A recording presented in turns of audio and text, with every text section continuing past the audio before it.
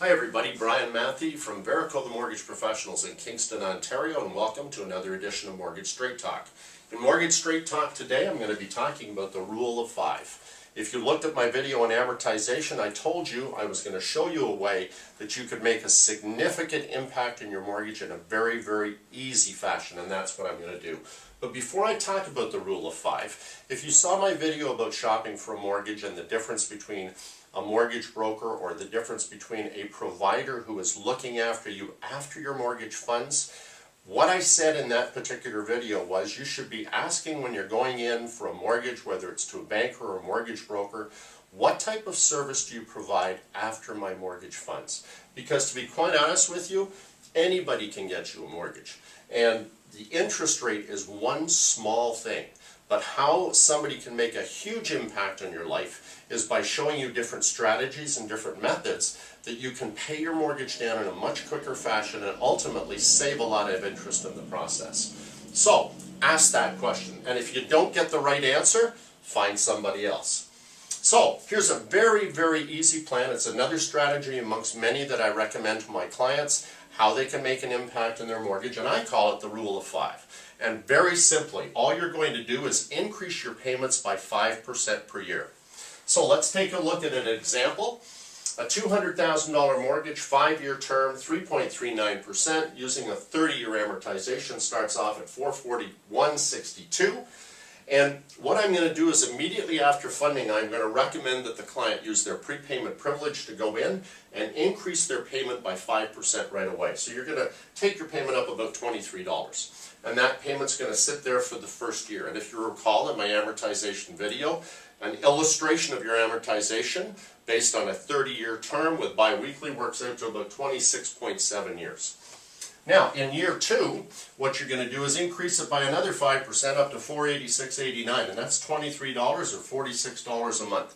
Really, in the overall scheme of things, it's not a lot of money. But the fact is that most people don't have the discipline to put money away, and there are prepayment privileges in your mortgage, and very few people use them because they don't have the discipline. And you always find if you have something coming out of your bank account automatically, and you don't see it, you don't miss it, it's a lot easier than actually putting money away and doing something with that money later on. So that's why this plan works so much better than anything else. So do that each year, every year of your mortgage. And again, an illustration of this amortization, if you did this every year through the mortgage for 15 years, you'd have a 15-year, 7-month amortization based on this interest rate.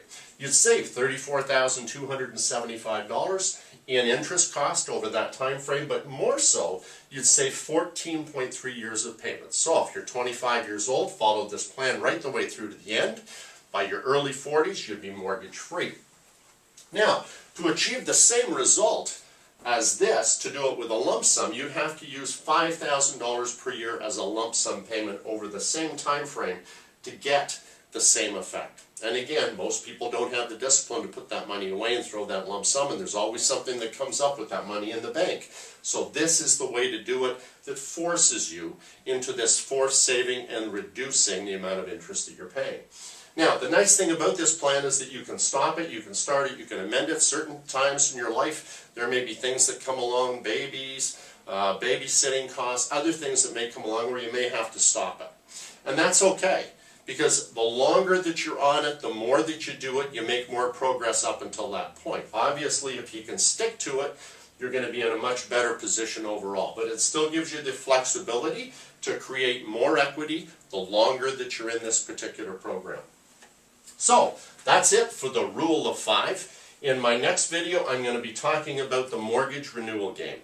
And basically, it is a game. There'll be some interesting statistics in that video, and I'm going to show you how to win at the mortgage renewal game. I'm Brian Matthew. This is Mortgage Straight Talk. Thanks for watching.